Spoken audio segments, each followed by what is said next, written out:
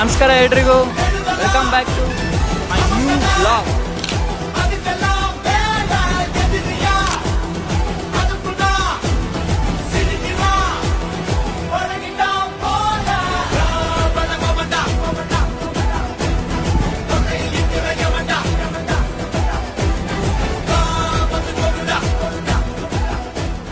Hi, ನಮಸ್ಕಾರ ಎಲ್ರಿಗೂ, welcome back to my new vlog.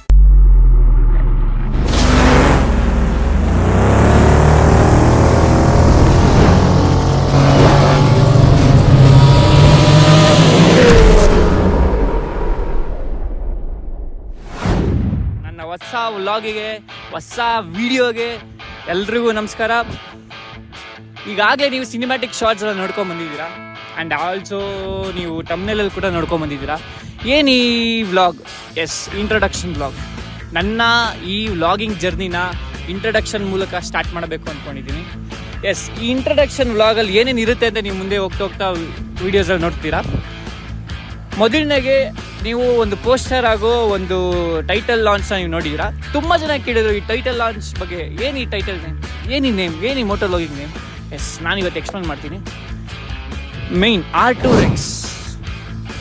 R2 Rex ಅಂದರೆ ಏನಿಲ್ಲ, ಸಿಂಪಲ್ ಆಗಿ ಬಟ್ ಯೂನೀಕಾಗಿ ಯೋಚನೆ ಮಾಡಿ, ಏನಿಲ್ಲ ನಾನು ಒಂದು 3 days ಯೋಚನೆ ಮಾಡಿದ್ದೀನಿ.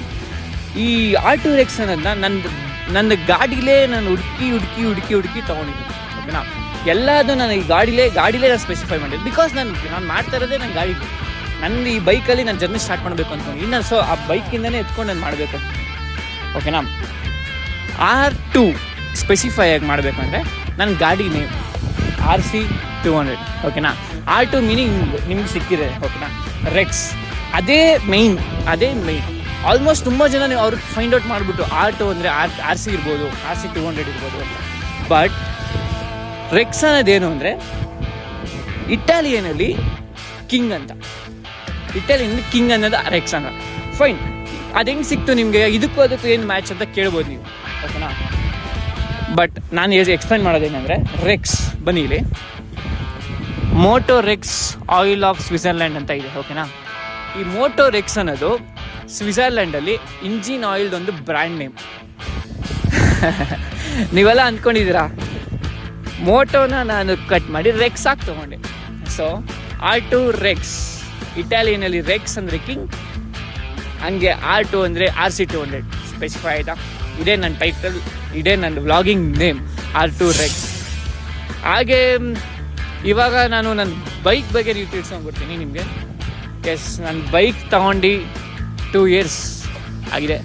ಮಾರ್ಚ್ 2024 ತೊಗೊಂಡಿದ್ದು.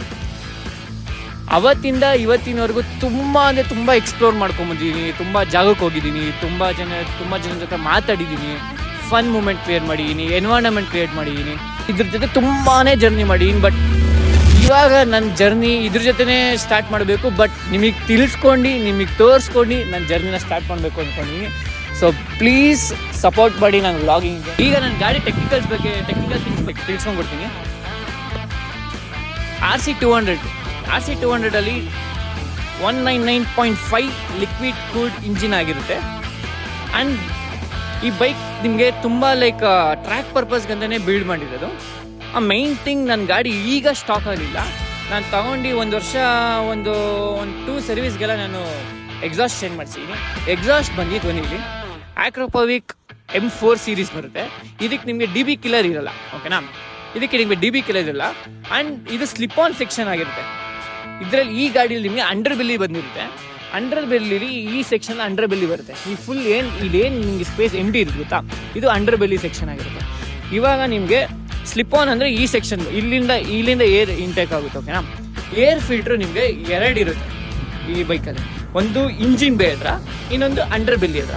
ಇವಾಗ ಅಂಡರ್ ಬೆಲ್ಲಿ ಔಟ್ ಮಾಡಿಸಿ ನಾನು ಏರ್ ಫಿಲ್ಟರ್ ಹಾಕ್ಸಿ, ಲೈಕ್ ಸ್ಲಿಪ್ ಆನ್ ನಿಮಗೆ ಆಕ್ರೋಪವಿಕ್ ಹಾಕ್ತೀನಿ.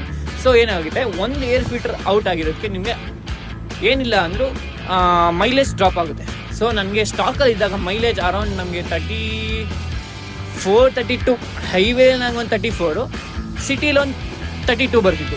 ಈಗ ನಾನು ಎಕ್ಸಾಸ್ಟ್ ಚೇಂಜ್ ಮಾಡಿಸಿದ್ದಕ್ಕೆ ನಾನೊಂದು ಸಿಟಿಲಿ ಒಂದು 28 ಎಕ್ಸ್ಪೆಕ್ಟ್ ಮಾಡ್ಬೋದು, ಹೈವೇಲಿ ಒಂದು 30-32 ಎಕ್ಸ್ಪೆಕ್ಟ್ ಮಾಡ್ಬೋದು. ಓಕೆನಾ, ಇನ್ನೇನು ಟೆಕ್ನಿಕಲ್ ಥಿಂಗ್ಸ್ ಅಂತ ಬಂದರೆ ಫ್ರಂಟ್ ಸಸ್ಪೆನ್ಷನ್ ಬಂದು ನಿಮಗೆ WP ಬಂದಿರುತ್ತೆ.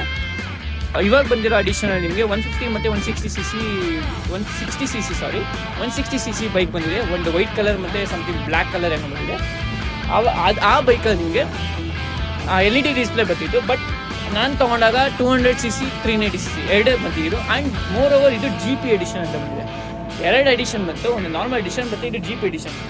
GP ಎಡಿಷನ್ ಏನಿಲ್ಲ, ಫುಲ್ಲಿ ಆರೆಂಜ್ ಕಸ್ಟಮೈಸ್ ನೋಡಿದ್ದೀರಾ. ಮ್ಯಾಟ್ ವಿತ್ ಗ್ಲಾಸಿ ಎರಡು ಕಾಂಬಿನೇಷನಲ್ಲೂ ಬರುತ್ತೆ. ಆ್ಯಂಡ್ ಇದು LCD ಡಿಸ್ಪ್ಲೇ ಬಂದಿರುತ್ತೆ. LED ಡಿಸ್ಪ್ಲೇ ಬಂದು LCD 390 ನಿಮಗೆ LED ಡಿಸ್ಪ್ಲೇ ಬಂದಿರುತ್ತೆ. ಆ್ಯಂಡ್ ABS ವಿಚಾರ ಬಂದರೆ ABS ನಾವು ಸ್ವಿಚ್ ಆನ್ ಆಫ್ ಎರಡೂ ಮಾಡ್ಕೋಬೋದು. 2 ಥರ ಆಪ್ಷನ್ ಇದೆ, ಒಂದು ಸೂಪರ್ ಮೋಟೋ, ಒಂದು ಒಂದು ರೋಡಿಗೆ ಬಂದರೆ ನಿಮಗೆ ABS ಆನ್ ಇರುತ್ತೆ. ಸೂಪರ್ ಮೋಟೋದಲ್ಲಿ ABS ಆಫ್ ಇರುತ್ತೆ.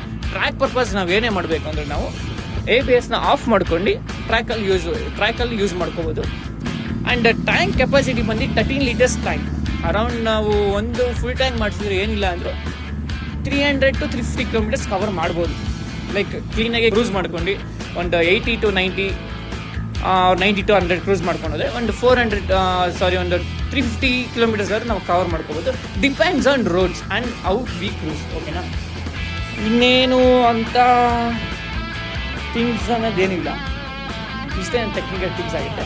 ಟೆಕ್ನಿಕಲ್ ಬಗ್ಗೆ ನಿಮಗೆಲ್ಲ ತಿಳ್ಸ್ಕೊಂಡ್ಕೊಟ್ಟಿದ್ದೀನಿ, ಎಕ್ಸ್ಪ್ಲೈನ್ ಮಾಡಿದ್ದೀನಿ. ಇನ್ನು ಮುಂದೆ ಬರೋ ವ್ಲಾಗ್ಸಲ್ಲಿ ನಿಮಗೆ ಪರ್ಫಾರ್ಮೆನ್ಸ್ ಬಗ್ಗೆ ತಿಳ್ಸ್ಕೊಂಡ್ಕೊಡ್ತೀನಿ ಏನು ಅಂತ. ಸದ್ಯಕ್ಕೆ ಇಂಟ್ರಡಕ್ಷನ್ ವ್ಲಾಗೆ ತುಂಬ ಲಾಂಗ್ ಆಗಿಬಿಟ್ಟಿದೆ. ಇವತ್ತಿಗೆ ನಾನು ಈ ವ್ಲಾಗ್ನ ಎಂಡ್ ಮಾಡಬೇಕು ಅಂತ ಇದ್ದೀನಿ. So please supporting guys. ಇದೇ ಥರ ನಿಮ್ಮ ಸಪೋರ್ಟ್ ಬೇಕೇ ಬೇಕು. ನಿಮ್ಮ ಸಪೋರ್ಟ್ ನನಗೆ ಎಲ್ಲ ವ್ಲಾಗು, ಎಲ್ಲ ಮುಂದೆ ಬರೋ ವೀಡಿಯೋಸ್ಗೂ ಇದೇ ಥರ ಸಪೋರ್ಟ್ ಮಾಡಿ. ಪ್ಲೀಸ್ ಸಬ್ಸ್ಕ್ರೈಬ್ ಮಾಡ್ಕೊಳ್ಳಿ ಚಾನಲ್ನ. And see you on next video guys. Thank you so much. Bye. And please supporting and subscribe. Bye.